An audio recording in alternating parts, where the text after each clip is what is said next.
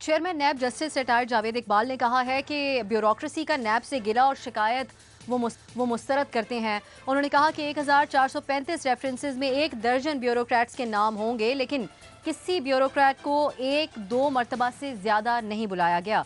Chairman नैब का मजीद ये कहना था कि नैब और ब्यूरोक्रेसी का ताल्लुक किसी ग्रुप, गिरोह, तबका, हुकूमत और किसी सियासी जमात से नहीं, हमारा ताल्लुक पाकिस्तान के साथ है। उन्होंने कहा कि ब्यूरोक्रेसी के हर अफसर को कोई भी गलत कदम उठाने से पहले 10 बार सोचना चाहिए और हमेशा मुल्क के मफाद में फैसले करने चाहिए।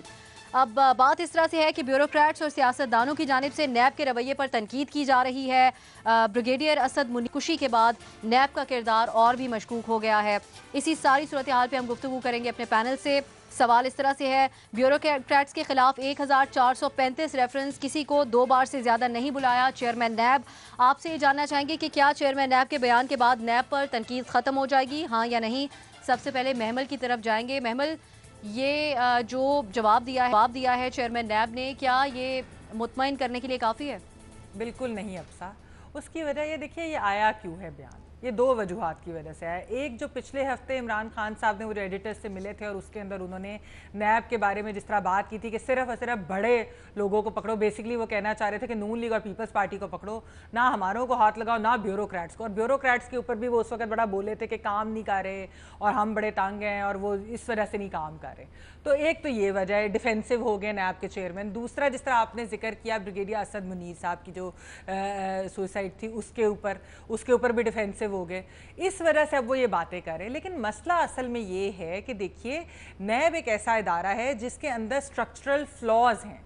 ये कोई भी हुकूमत हो, जब तक कि नैब का कानून नहीं बदला जाएगा, जब तक कि इस इदारे को ठीक नहीं किया जाएगा, तब तक कोई भी हुकूमत हो, खा वो PTI की हो, खा वो नून की हो, खा वो पीपल्स पार्टी की हो, नैब तो ऐसे ही काम करेगा। ये इंडिविजुअल्स की बात नहीं है, ये एक इदारे की बात है, ये एक पूरे ऑप्टिक्स की बात है। ये जब गवर्नमेंट में जो लोग होते हैं उनके खिलाफ नहीं कुछ किया जाता, दूसरे सियासतदानों को टारगेट, क्योंकि नैब बनी इसीलिए थी, वो अपना काम करें। तो इसलिए तनकीद कभी भी नहीं खत्म होगी जब तक कि इसके ऊपर मिल बैठकर सियासतदान कोई कानून साजी ना करें।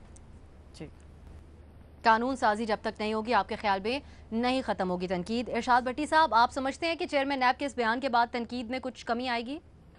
देखिए, मुझे बिल्कुल समझ नहीं आई कि चेयरमैन नैब साहब क्या फरमाना चाहते हैं। यानी वो गिलों, शिकवों और तनकीद पर अपनी पॉलिसी बनाते हैं कि मेरिट पर पॉलिसी बनाते हैं?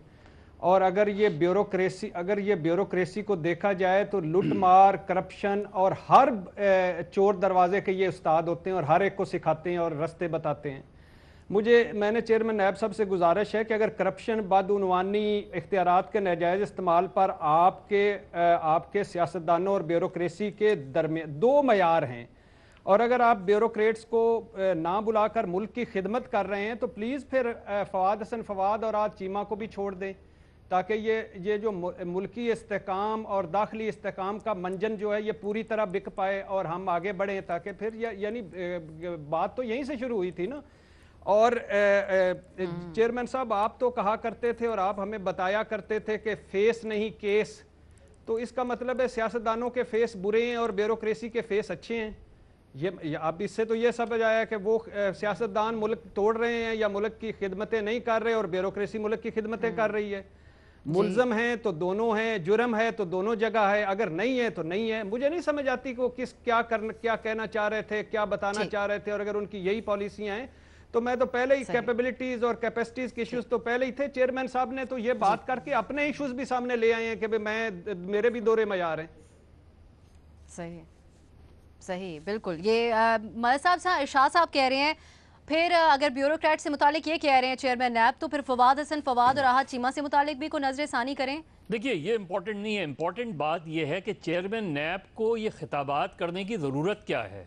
ये मुख्तलिफ एसोसिएशंस या ब्यूरोक्रेट से, यानी ब्यूरोक्रेट से एड्रेस करना इतना सीरियस फ्लॉ है कि जो लोग पार्ट एंड पार्सल होते हैं इन सारी करप्शंस की, उनसे आप जाके एड्रेस कर रहे हैं, उनको आप यकीन दहानी करा रहे हैं और 50 जगह जाके, यानी उनको जितना अपने आप को इन चीज़ों से दूर रखना चाहिए। क्योंकि नैब एक नेशनल इंस्टीट्यूशन है, आप उस पर तनकीद कर सकते हैं, आप उसको तब्दील करना चाहें तब्दील करें, अमेंडमेंट करना चाहें अमेंडमेंट करें, लेकिन as long as NAB is there और चेयरमैन नैब इधर हैं, तो चेयरमैन नैब का ये काम नहीं है कि वो जाके खिताबात करें। जिस तरह माजी में हमने देखा था कि चीफ जस्टिस के हवाले से, सुप्रीम कोर्ट के जजेस के हवाले से, इवन अखबारात के एडिटर्स के हवाले से, कि वो इस तरह पब्लिक हियरिंग्स में नहीं जाया करते थे, पब्लिक फंक्शंस में नहीं जाते थे, और ना जाना चाहिए उनको। बिल्कुल इसी तरीके से नैब के चेयरमैन को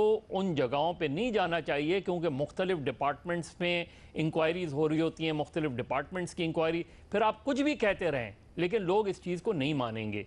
तो मेरा ख्याल है कि चेयरमैन नैब को जितना अपने आप को खामोश रखने की ज़रूरत है वो खामोश रहें तो बेहतर है। नैब अगर अपना एक वजाहती बयान देती है जब इशूज़ के ऊपर देती रहे नैब के ऊपर, तो लेकिन चेयरमैन को बिल्कुल नहीं बोलना चाहिए। और इस तरीके से कतई तौर पे मेरा ख्याल है मैं नहीं का ही ऑप्शन लूँगा, क्योंकि ये चीज़ नैब को डैमेज कर रही है। ऑलरेडी नैब बहुत ज़्यादा उस पर सवालात उठते हैं, नैब कोर्ट्स में भी उन पर क्वेश्चंस उठते हैं। वो अपनी इन्वेस्टिगेशंस को बेहतर करें, वो अपनी प्रोसिक्यूशंस को बेहतर करें, बजाय इसके कि वो खिताब करें और वजाहतें करें। जी सलीम साफ़ी साहब, चेयरमैन नैब के पहले भी बयानात ऐसे थे जिसकी वजह से सूरत हाल बाद में ख़राब हुई थी। आपको, आपके ख्याल में क्या उनको इस तरह के बयानात देने चाहिए? नहीं, देखिए, आप तो पहले इसको गौर करें कि ये हर चीज़ मनसब के लिए इनका चुनाव क्यों हो जाता है कि मिसिंग पर्सन के कमीशन बनाना हो तो इनको ले लें, इब्टाबाद कमीशन बनाना हो तो इनको ले लें, और किसी भी मामले को इन्होंने मंतकी अंजाम तक नहीं पहुंचाया। उसकी वजह यह है कि वो मोहरा बनने के लिए और मामलात को सुलझाने की बजाय उलझाने के लिए इसका उनको मलका हासिल है, और यही उनकी क्वालिफ़िकेशन है। और देखें कि मैं तो सबसे बड़े के एक बंदे अगर इतने वो वाकई मुहतसिब होते तो जरदारी साहब उनका नाम पेश करते, रहमान मलिक साहब उनके चेयरमैन ने बनने के लिए कैंपेन करते। तो एक तो यानी इस चीज़ को भी हमें मद्देनज़र रखना चाहिए। ये तो अजीब तमाशा है, ख़ुद इनके बारे में इलेक्शन से एक दिन पहले तक इमरान खान क्या कह रहे थे इनके बारे में, इनके इस नैब के बारे में और उनके बारे में आप सुप्रीम कोर्ट ऑफ पाकिस्तान के कमेंट्स मुलाहिज़ा कीजिए। और मैं कहता हूँ कि कोई उसूली आदमी होता तो उन चीज़ों के बाद वो कब का ना तो इस मनसब को कबूल करता और कब का उसको छोड़ चुका होता। फिर जो मज़र साहब ने जिन चीज़ों का जिक्र किया, सिर्फ ये नहीं कि वो बयानात, ये पहले चेयरमैन नैब है, यानी हमें सबको पता था कि ये नैब बेसिकली एहतसाब का इदारा नहीं है, ये एक टूल है सियासी ब्लैकमेलिंग का। लेकिन जिस तरीके से ये कभी वज़रा से मिल रहे हैं, कभी मुलजिमों से मिल रहे हैं, कभी वज़ीर आज़म से मिल रहे हैं, और जिस तरह विजिबली लगता है, मसलन कल तक यही जरदारी साहब थे, इनका सब कुछ था, लेकिन उनके मामलात अगर ठीक थे मुल्क चलाने वालों के साथ तो नैब भी उनके बारे में खामोश, और जो ही वो हरकत में आ जाती है तो फिर ये भी। या फिर जिस तरीके से इन्होंने इलेक्शन के दौरान वो जो यहाँ चौधरी निसार साहब के हल्के से वो MNA साहब को जिस तरह पकड़ा, और फिर उन सब से भी बढ़ के कि ये जो जालिमाना कानून है उसमें भी ये सिलेक्टिव है, एक को इंक्वायरी की स्टेज पे जो मुखालिफिन हैं, दूसरे को रेफरेंस के स्टेज पे भी नहीं गिरफ्तार करते। और पहले आज पेशावर में इन्होंने बात की, अब देखे पेशावर नैब के सरबराह पे पिछले दिनों वज़ीर आज़म ने तनकीद की, और वज़ीर आज़म के कहने पे इन्होंने अगले दिन उसको ट्रांसफ़र कर लिया वहाँ से, और ये आके हमें जो है लेक्चर दे रहा होता है। बाकी जहाँ तक तनकीद के खात्मे का ताल्लुक है, तो या तो जब तक नैब ख़त्म नहीं हो जाता, या फिर ये कि जब तक पाकिस्तान में एक भी सोचने और समझने वाला और अकल से काम लेने वाला इंसान है मौजूद है, तो वो इस नाजायज तरीके से नाजायज कामों के लिए बनने वाले इस इदारे पे तनकीद करता है। वक्त की थोड़ी सी कमी है, न्याय साहब आप क्या समझते हैं? मेरे ख्याल में पेशतर बातें तो साफ़ी साहब ने जो कह दी हैं, और मैं बिल्कुल यही कहना चाहता था, मैं पूरी तरह मुतफिक हूँ। ये बंदा माजरत खाना रवैया और वजाहतें कब देता है? मुझे सिर्फ एक बात करनी है कि तब देता है जब आपके अंदर कुछ चोर है या कोई दाल में काला है। नैब चेयरमैन नैब जब से आए हैं तकरीरें करके और ये आके टीवी पे आके ये वजाहतें जो दे रहे हैं, यही तो उनकी जो साख जो पहले से डूबी हुई है उसको मजीद ये नुकसान पहुंचा रहे हैं। ये वजाहतें ना दिए जाते तब बंदा देता है जब बंदे को पता होता है कि वजाहत की जरूरत है। ठीक है।